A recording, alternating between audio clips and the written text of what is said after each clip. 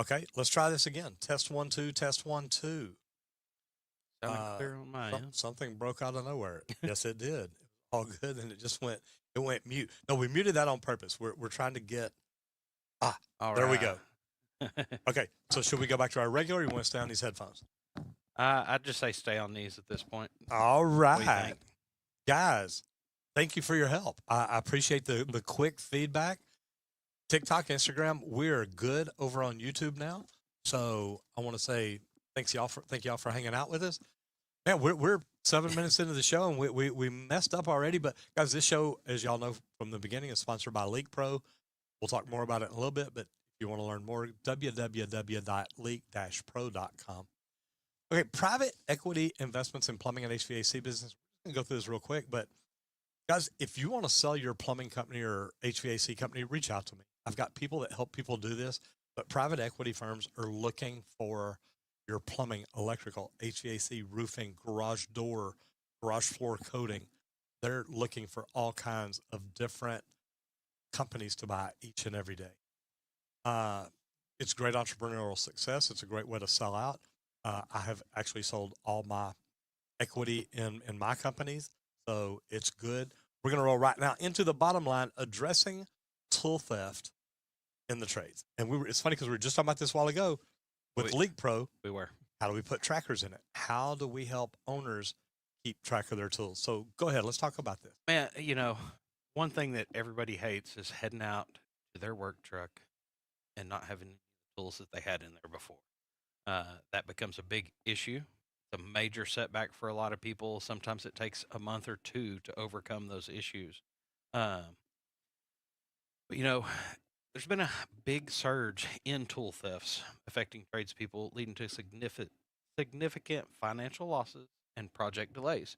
Because if you're actually headed out, let's say for a shutdown, you loaded that truck up the night before so that you're absolutely ready to go. Yeah, your shutdown ain't going now. You just got shut down. And nothing's there. That's devastation to a lot of people, a lot of projects, it's huge things. Um, but some of the key details is financial impact. There's a South Melbourne plumbing company that recently lost approximately $100,000 worth of tools in one theft. Hmm. Tools are expensive nowadays because we're getting better. We're putting more things in them, like being able to track, which is huge. You want that investment because that tracker can possibly lead to getting your stuff back. And we talk about that a lot with Milwaukee's because Milwaukee has one key in it. A lot of the bigger, more expensive tools do. So, guys, it's just you've got to look at protecting it. I've shot a video. You can go look at my YouTube channel about somebody breaking into my van, broke out the back window, opened up the doors, pulled out all the tools. Look, it happens. I remember getting a call late one night, and I answer the phone. It's about 10:30, 11 o'clock. I says, "Hey, Roger, this is Detective so and so with Richardson Police Department. We just caught some guys we think that just broke into your van, and they said, but we need you to come identify these tools." I said, "Abso-freaking-lutely." And I drove over there, and they had the guys locked up and handcuffed in the back of the vehicle. And they're like, "Is this your tools?" "Yep." "Is this yours?" "Yep." "Is this yours?" "Yep."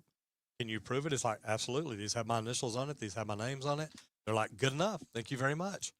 And when it came time to prosecute, I'm like, "You call me. I'll be there. Have no problem at all."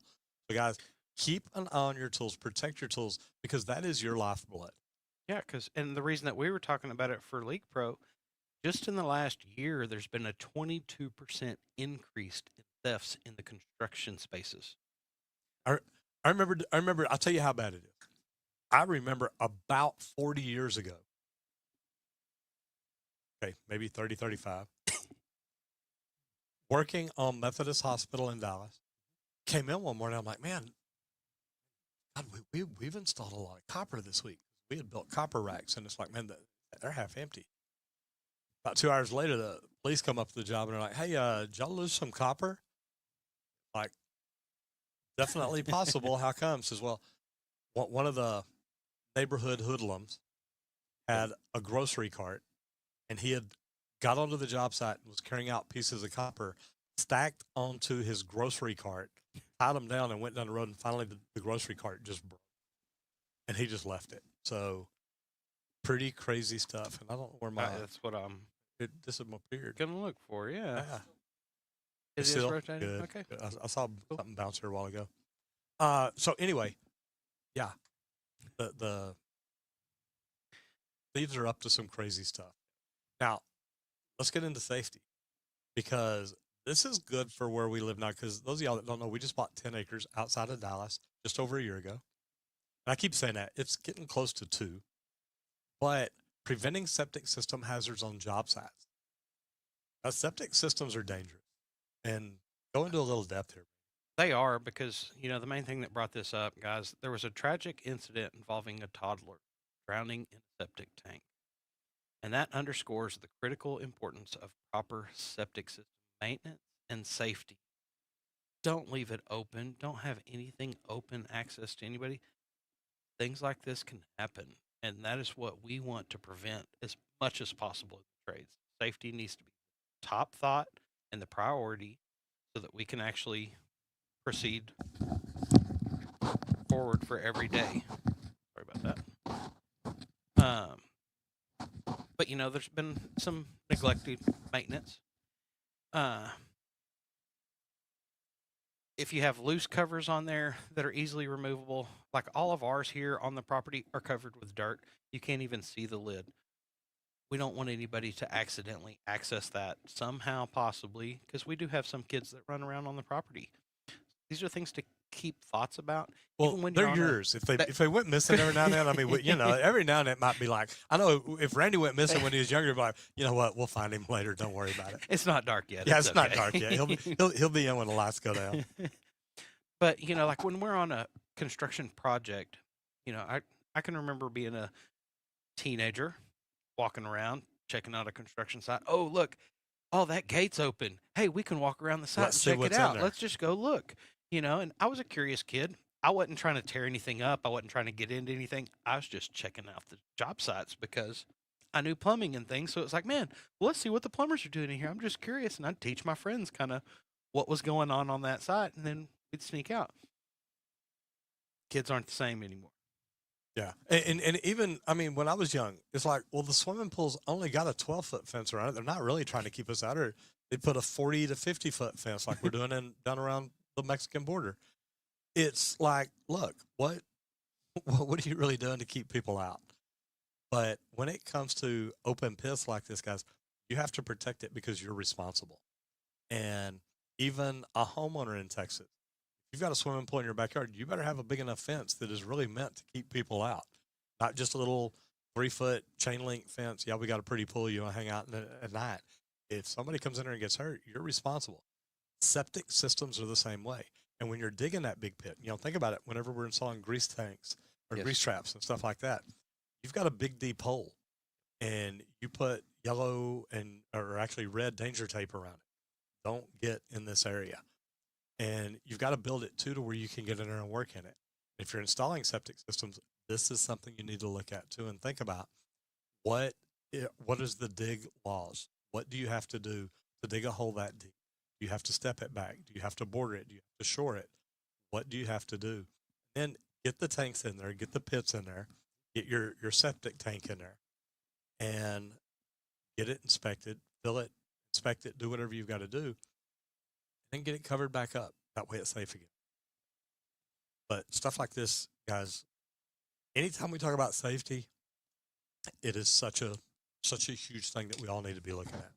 That's it. And when you are putting these pits into projects, you want to try to keep that window as tight as possible on how long that's actually open.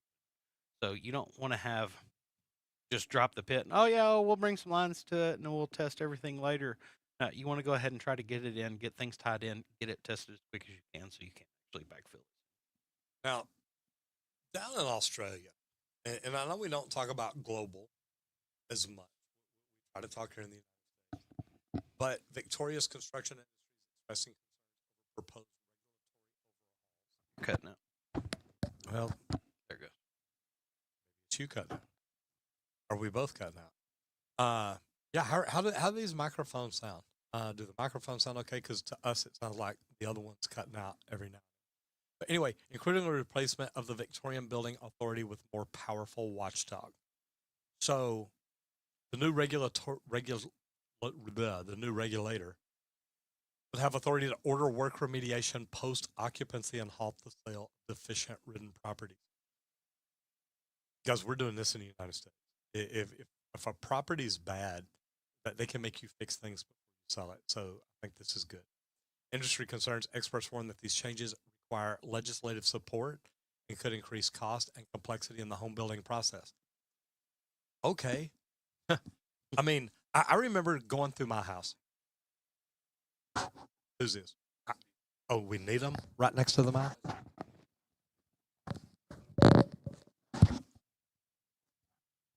All right. So do we sound any better here? Oh, I bet we do. We probably do. I mean, I sound better, but I don't know about you.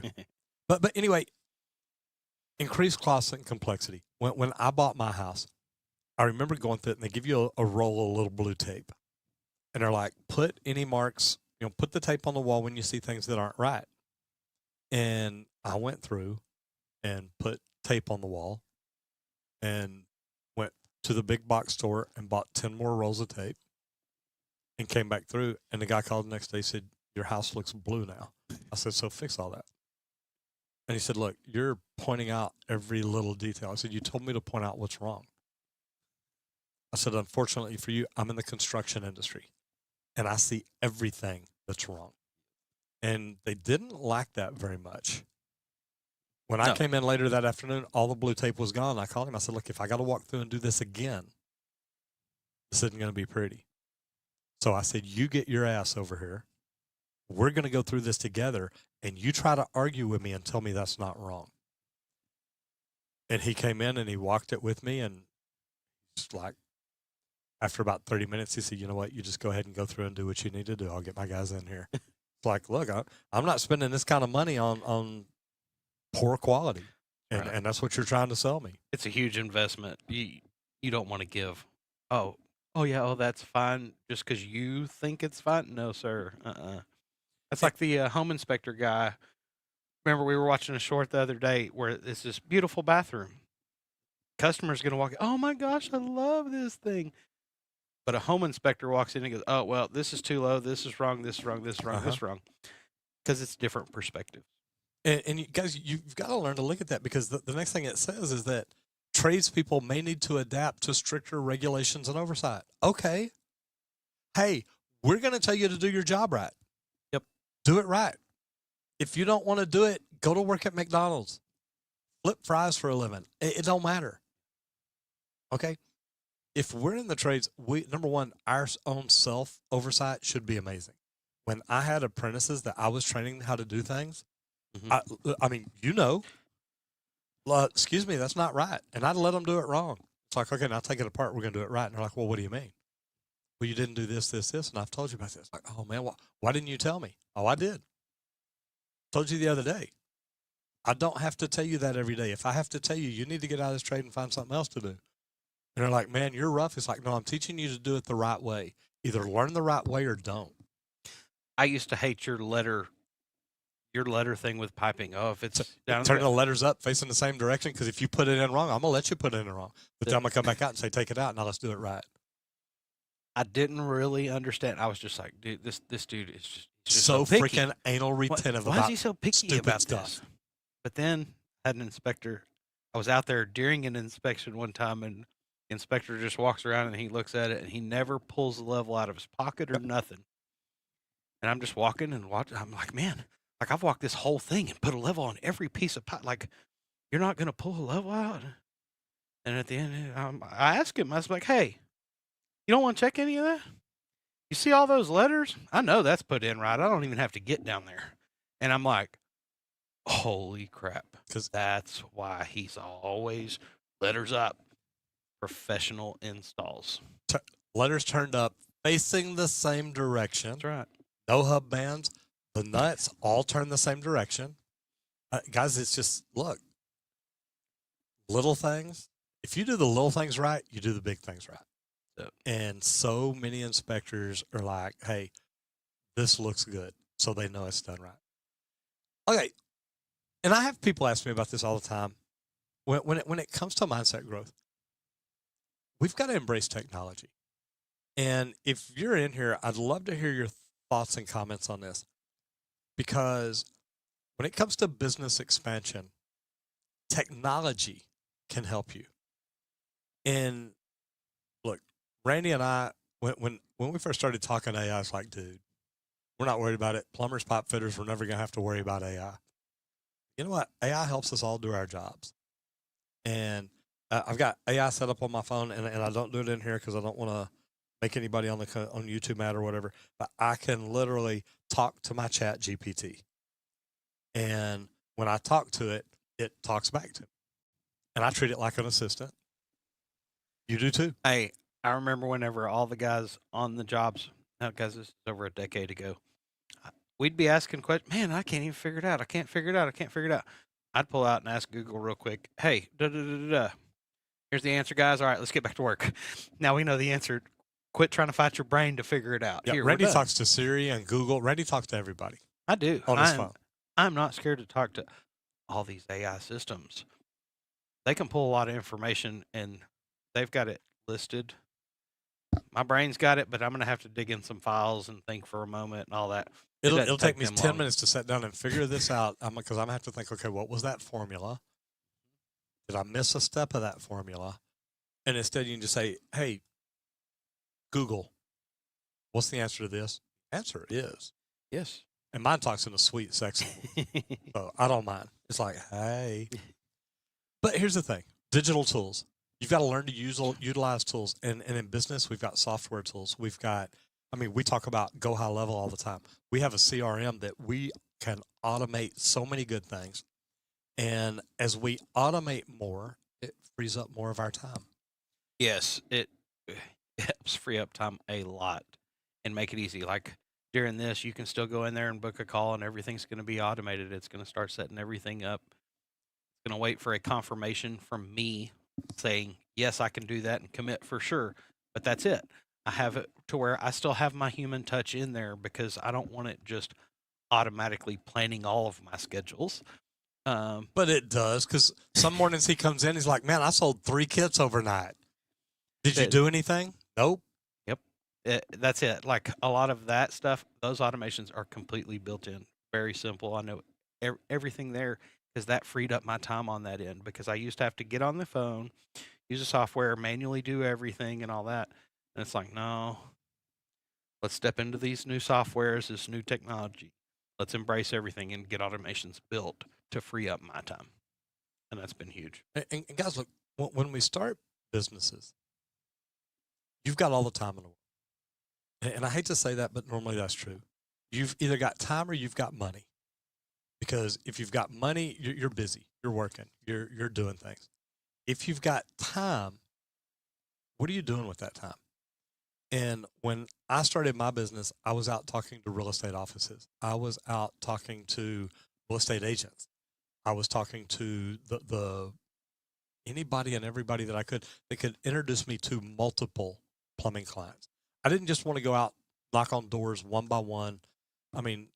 If I hit all 8 million houses in the Dallas-Fort Worth area, I'd still be out knocking on doors. But here's the thing. If you'll go out and talk to a real estate office and ask them about things, well, nowadays, I would be sitting in my office figuring out how to automate anything and everything that I had coming up. With what Randy's learning right now, I learned more about Facebook ads. How do I target real estate agents and do things like that? But look, your online presence helps make what you do so much easy. We talk about modern technology, social media. It's part of it. If you're not doing social media yourself, if you're not using that free marketing, that free advertising, there's a new app out. I don't know if many of y'all have heard of it. It's called YouTube. You can make videos, I know, and people can actually watch your videos and get connected with you. And I say people buy from people they know, love, trust, and they're connected to. Guys, this stuff works, but it gives you a competitive advantage that, look at it.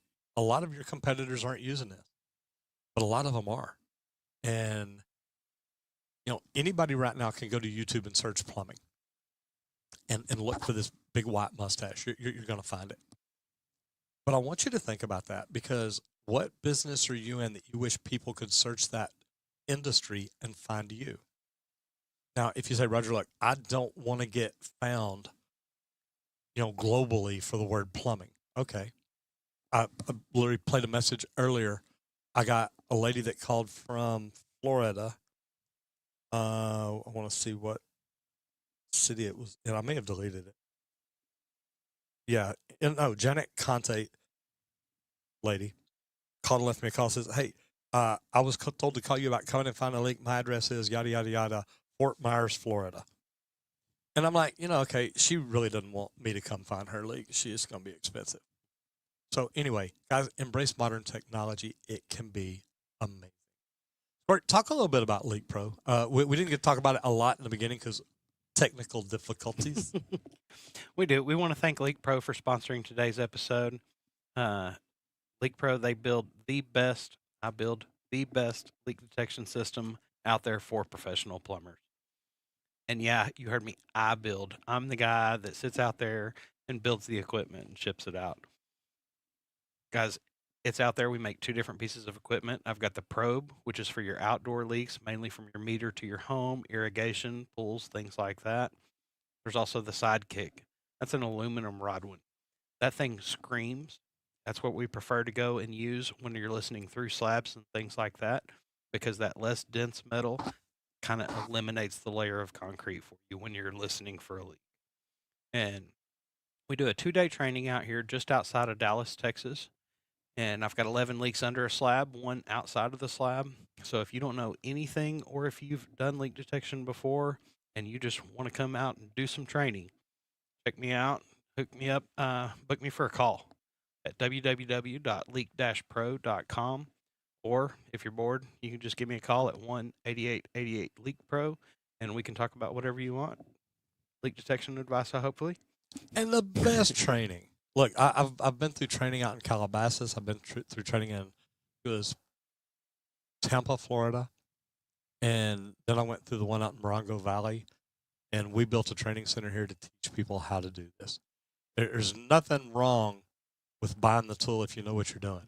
But if you don't know what you're doing, you're buying it, you're like, man, I'm just going to guess and figure this thing out. It's hard to do. But once you go through the training, we teach you how to find the leaks. First of all, we teach you how to find the lines, then find the leaks.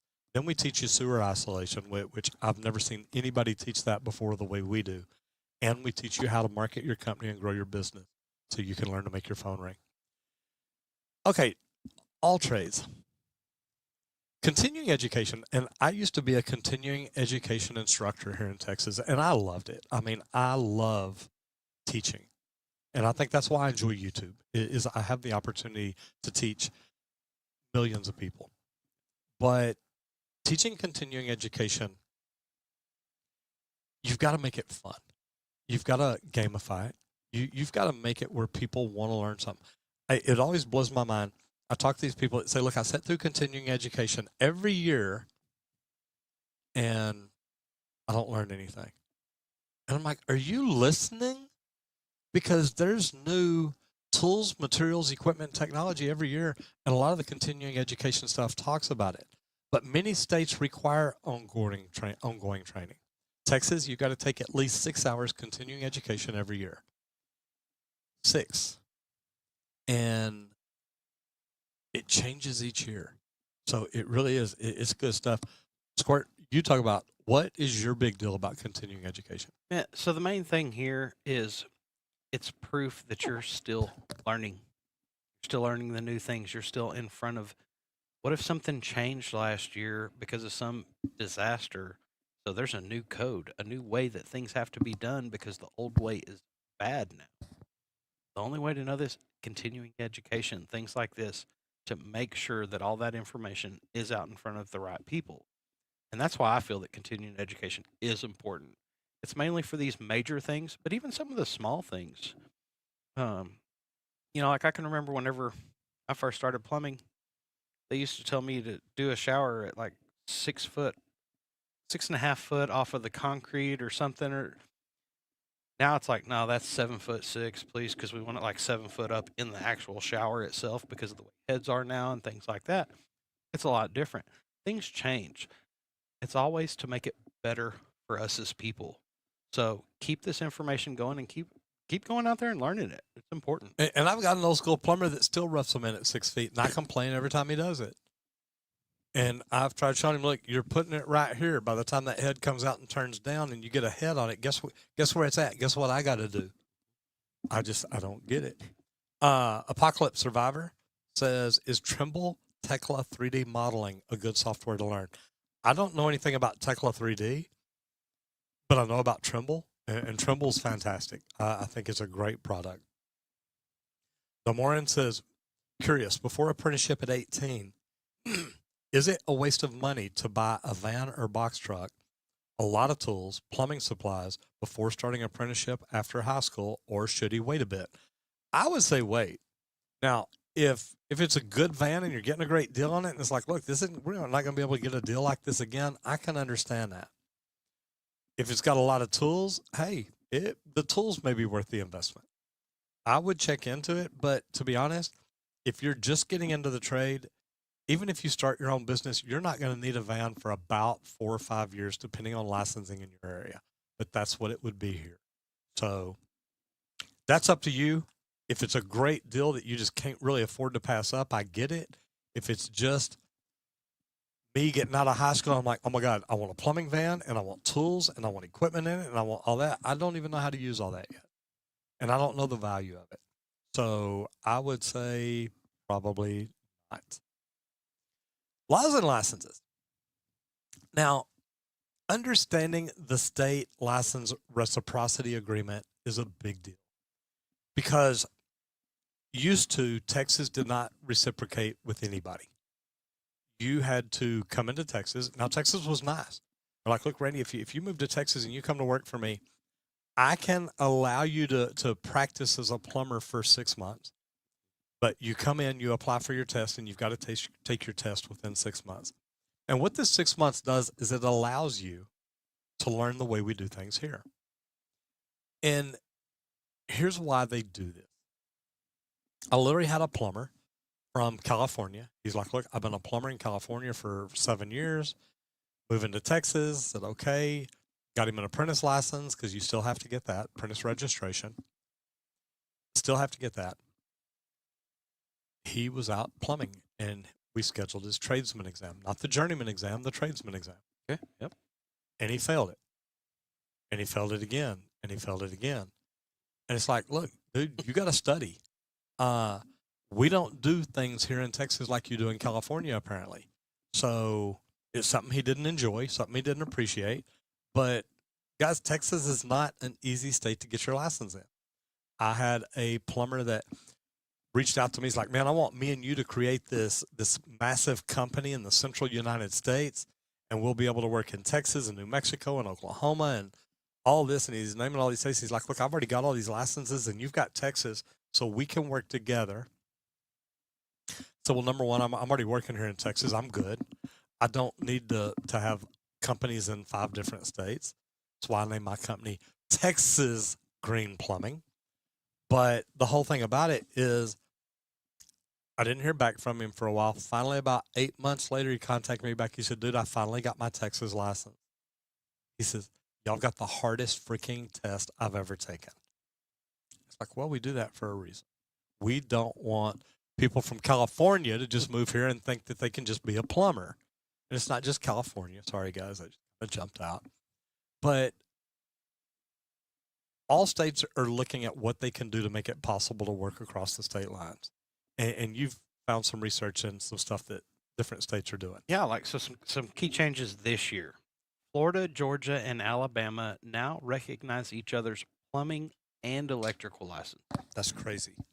It is. Like, this is something that we've talked about since we started this show, is going to a national license somehow would be huge.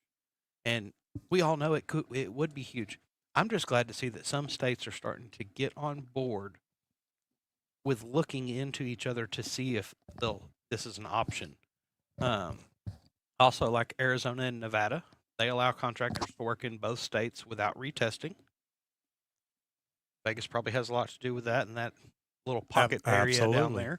But it's to meet the needs of that's going to help every customer in that area because it's not, oh, my guy's over in the other state, I can't use him, but it's who I found before.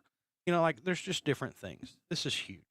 Uh, but still same old thing. California remains strict, requiring separate license for most states. Texas does too. And one thing I'll tell you, and I think that's smart, separate licensing for most trades. Well, Texas has TDLR that oversees the electrical and the HVAC, has the Texas State Board of Plumbing Examiners that oversees the plumbers. Welders, it's certs, so that's through certification organizations. But people wanting to work in multiple states legally, you need to check out the state's reciprocity agreement. You need to go to the websites, Texas State Board of Plumbing Examiners. Look at what they have. What is their reciprocity? What states do they reciprocate with, and what states don't they? And if your state doesn't require a license, you're not just going to call down to Austin and get a plumbing license. And if you can't, like these companies that can work in these multiple states, make sure your insurance policy covers you working in both states too. Don't let that slip your mind. This is something to keep an eye out for. As this becomes nationwide, even, you're going to have to get insurance that covers you nationally, things like that. And you need to think about it too. And I'd be interested if anybody in here is like in the Texarkana area.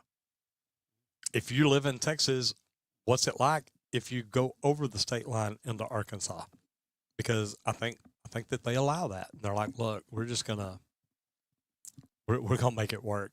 Which that way each plumbing company doesn't have to get licenses in each state and maintain those masters in each. And that could be the counties in the areas too that get to make that decision. Because like here, the authority having jurisdiction can give some leeways if they approve of it. You bet. Not. So, and the good thing is, if you reach out to the AHJ, the authority having jurisdiction, which in Texas is the Texas State Board of Plumbing Examiners for your plumbing license, they'll work with you. They want you to be able to come plumb here. They really do. Now we're going to talk about business training, and we're talking about streamlining job estimating.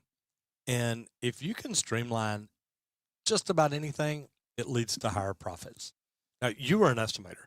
yes. So I'm just going to kind of stand over here and watch you and say, okay, what are we talking about here? So look here, tradespeople lose thousands each year due to underbidding jobs or not accounting for the material price changes. You've got to lock your stuff in. That's huge because, like, I can even recall whenever I was estimating at one time, they'd tell you a material price quote, and they're like, look, it's good for the next hour. Like, I can't hold beyond that because fluctuations were so crazy right then. So you just had to lock everything in with your vendors with this, and you kind of double check right before you went to send off that proposal. But you would have that equipment locked in with that vendor at that price at that point. And that's huge. So you want to make sure to lock things in like that because price increases on materials can get really crazy sometimes, and it'll go up 200-300% before you know it within a short time frame. But then there's a lot of estimating softwares now that you can use to actually automate a lot of this stuff. There's apps like Service Titan, Jobber, and QuickBooks. I was using Jobber for a while for some of mine. Pretty simple estimates. Yeah, it works great. I've transitioned now. I'm using High Level for all my estimates and things like that. And it's been nice. These softwares really make it, especially like our High Level, because it's all in one. I was talking to a guy. It was just a new client, first time talking to him. But then I popped in and everything. That lead was already there. It was created. So when I went to send him the invoice, it's like, oh, yeah. Oh, this new customer? Yes, that's the one I want. Click, click, boom, done. And it speeds up that process. And that's huge. There's also account for inflation. You want to account for inflation because material cost fluctuation. So you want to quote with a small margin. If you know, especially with it fluctuating like crazy, we would know that something was coming and knew that we couldn't actually lock our prices in. So we would typically kind of call who you're bidding under or with and tell them, hey, here's what's going on. Do you want me to put a budget in there for just for this? How much do you want me to carry? Do you want everybody else to carry that? Do you want to put it out an addendum or whatever? to keep it the same for everybody. Um, but you also want to factor in all the permit fees, travel time, and job site delays. We know with scheduling, and sometimes, depending on the time of the year, you could have weather delays, things like this. Don't forget to plan that into your scheduling because those setbacks need to be accounted for. Think about all the permit costs because if not, it's going to come out of your profit and you don't want it to come out of the profit. So think about all these little steps and parts and pieces for these estimates. And like when I was an estimator, we were like, look, our office likes exactimators, not estimators. We want to bid every part and piece of the job and try to think about it just like you were running that job. I feel like that's why I was a pretty decent estimator. Well, I mean, you had a lot of field experience, so that does make a difference. A lot of estimators literally go through, like, it was a union contractor. They'll go through the apprentice training program. They'll be okay out in the field. They do a decent job, but then as soon as they graduate, they'll pull them into the office and say, "Look, start learning the computer." So they don't have years of experience in the field. So I'm not going to say all of them miss things. I know some estimators that have never been in the field. Yep. I was training some. Or hadn't been in the field for long. And not just estimators, the detailers, the CAD operators. So they learn to count. They're very detail oriented. So setting your profit margins right in the beginning can help make sure you hit your numbers at the end. And really, at the end of the day, that's what it's all about. Now we're talking about vehicles. Now, vehicles is one that I don't care if you're commercial, industrial, residential. I don't care if you do service or new construction. I don't care if you're union or non-union. I don't care if you're black, white, brown, red, green, yellow, or purple. Vehicles cost money. And what we're going to talk about today is ways of extending the life of your work truck. Yes. And number one, just getting your oil changed when you're supposed to is a big deal because, we're driving around all day. I know here in Dallas, we used to figure 50% drive time for a job. When you're running a service company, you're only going to get about 50% productive time from your plumbers. That means the other 50% they're driving or they're standing at a supply house counter. So learn to look at what all they're doing and think, okay, look, that's a lot of wear and tear. You start a truck, you heat it, you stop and go, stop and go, stop and go, stop for a while. Stop and go, stop and go, stop and go, stop and go, stop for a while. And you do this all day long. That's not what vehicles are made for, really. No. So what all did you come up with, too, other than the routine maintenance and oil changes? Well, with that, in that routine maintenance, we were just talking about with all that stop and go, don't forget the brakes. Get your brakes checked. Because I can recall your old 57 Chevy Apache one time when it wouldn't stop. I was a kid. I was a young child at the time, and it wouldn't stop. Luckily it was a stop sign in the neighborhood. It was where I went to school, and I can remember the panic on his face because his brakes did not work. They just it was an old 1957 Chevy Apache. But things like that, like if these brake pads go out and you're driving a plumbing van that's loaded down with multiple tons of weight because all the tools and pipe and stuff, and your brakes are going bad, you may not stop, which means you may not make it to that next job. So don't forget the brakes there. You definitely want to track mileage and fuel economy. This is a huge thing to keep an eye on. If fuel starts getting bad, probably time to get some maintenance or some work done needs to be checked on out. it. Something needs to be looked at. So keeping a record of this and kind of tracking it is huge. You also want to prevent rust and corrosion. You want to keep them clean. You got to wash off, like especially if you're on East or West Coast. All the salt. You're close to all that salt, so you're going to want to keep these things cleaned on a regular basis to try to make it last as long as possible. That's the whole point of this. Protect the interior. One thing I think every hand-me-down truck I ever saw in construction, there was holes in the seat from where everybody climbs in and out. With their channel locks in their pocket. With their channel locks and stuff in their pockets. Seat covers are huge. I would get these for my personal vehicles heading back and forth because occasionally You don't really feel that channel lock in your pocket until you sit down, and then it's like, oh wait. But seat covers, that's a huge thing. You want to protect your interior. Don't overload your truck. Don't haul more than it's supposed to. There's ratings there. If you've got a lightweight truck, guess what? Don't act like it's heavyweight durability because it's not going to keep up. You are going to wear that thing out quick. So these are some things I think of to keep an eye out. Make that thing last as long as possible. Create habits that you're actually checking this. It's part of your normal routine.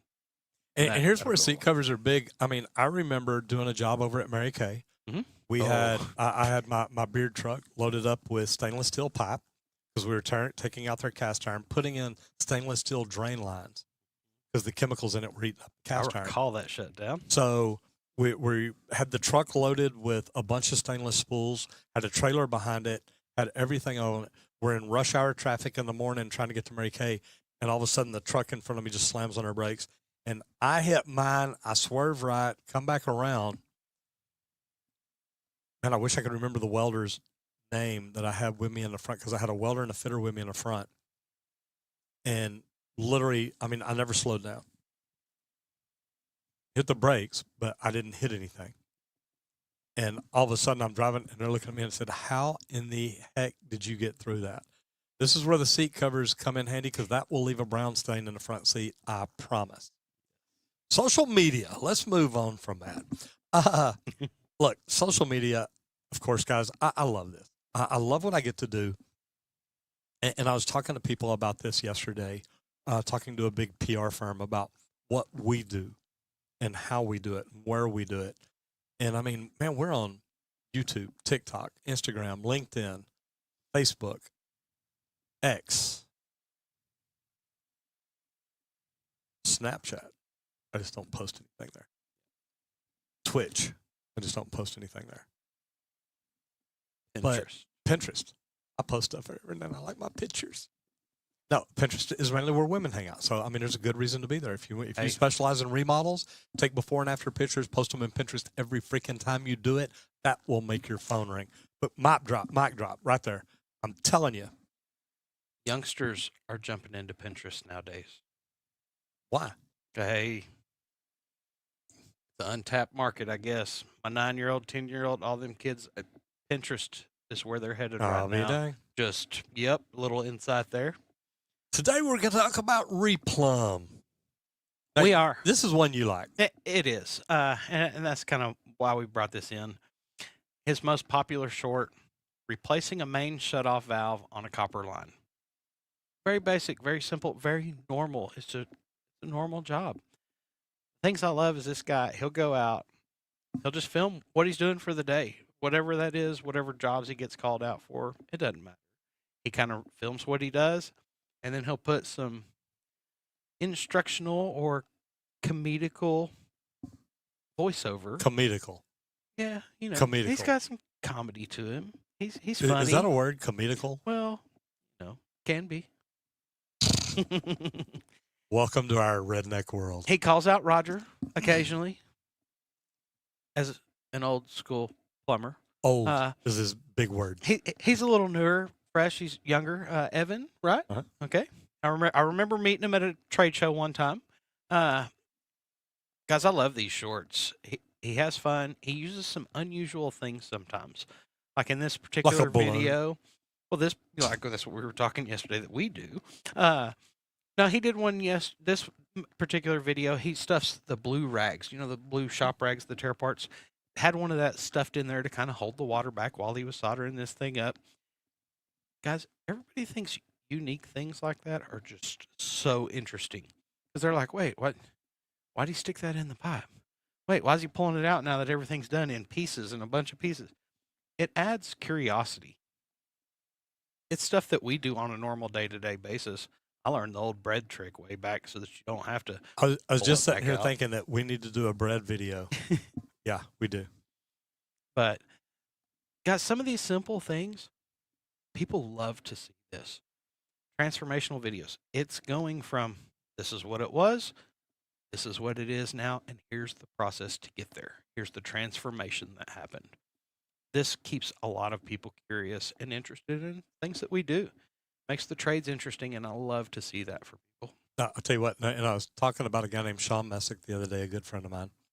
And I remember being over at his parents' house, Rodney Speak. And we went over there to change out the valve box at the house. And we cut the line going into the house, cut the line coming up, and pulled out the old stop and waste, and can't get the water to stop running out of the house. So Rodney goes and knocks on the door and says, "Hey, look, can I get a piece of bread?" And they said, "Yeah, just give us just a minute." And we get back out and we're digging a little bit more to make a little bit more room. And all of a sudden, this lady comes out with, God, a plate. It may have been 2 plates of food. And we kind of looked at them like, and they said, "Well, we figured if you're hungry, we just go ahead and make you a plate." It's like, no. We just need the bread. But I mean, it's funny because, the homeowners, they don't know. Yep. And they're like, "Why would the plumber ask for a piece of bread?" Because he's hungry. Let's make him a plate. Poor guy. I know. Poor guy's so and hungry. I love the for message. bread. Okay. Hey, Sean's mom and dad were great. I love them. That's awesome. So yeah, neat stories like that. But the neat thing that Replum's doing is doing the short explainer videos. Teach people real quickly. When we shot our most popular video, which is how to fix a running toilet guarantee, I remember Will was the videographer. He shot it, he edited it, he posted it. As soon as he did, he walked into my office. He said, "That is the worst video we've ever done." I said, "Why?" He said, "Man, it was quick. It was straight to the point.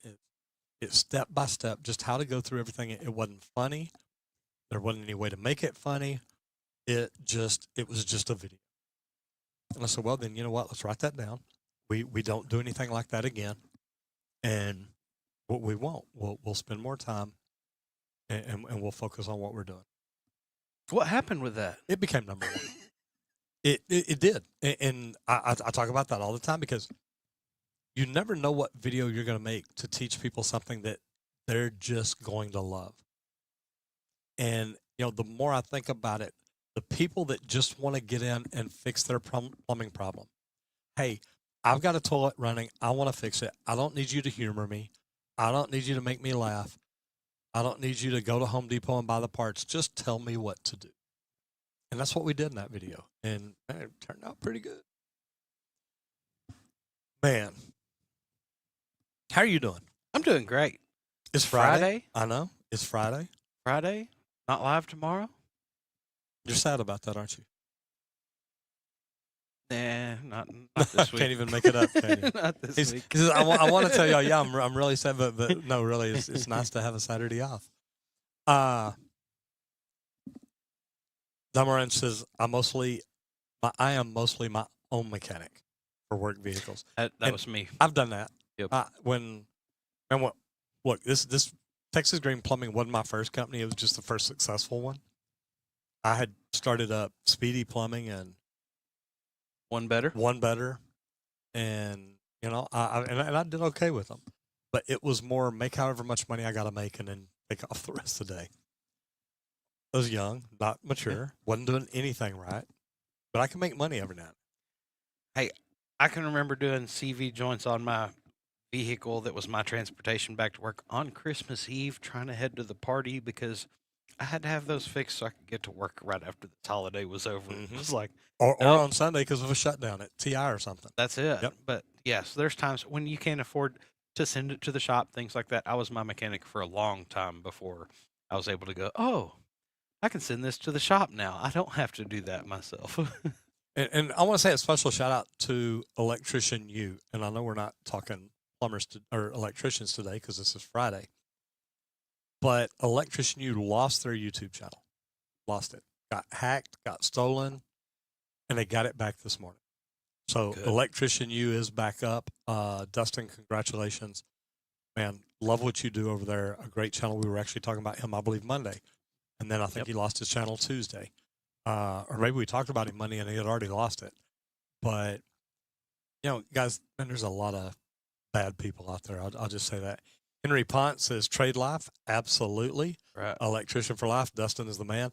Man, Dustin's my brother. I love Dustin. Do anything I can to work with him, to help him, to support him. So I do. I think it's amazing. And Ray, what's the best way to get a commercial plumbing license? And before you answer that, look, a Texas license, you've got a tradesman license, which is 1 and 2 family dwellings, but you've got to be a journeyman. Yep. To work on commercial. Commercial. Yes. So, and I was go going to ahead. say, for most states out there, you're going to have to start with that journeyman license. That is your first step. Here in Texas, we added the tradesmen and things. This is all after apprenticeship, of course. I was going to say, your first step is yes. become an apprentice. Correct. I know. Once I said it, it was like, well, hold on. But here's the thing, step. too. If you want to become a commercial plumber, you can be an apprentice on a commercial job. Yes. And that way you're learning the commercial work to grow. But when you go take your plumbing exam, a lot of it is based on residential. So I really think people getting into the trades, it's really smart to get in doing new construction, either homes or commercial, or do one of them for a couple of years and then go the other one for 2 or 3 years.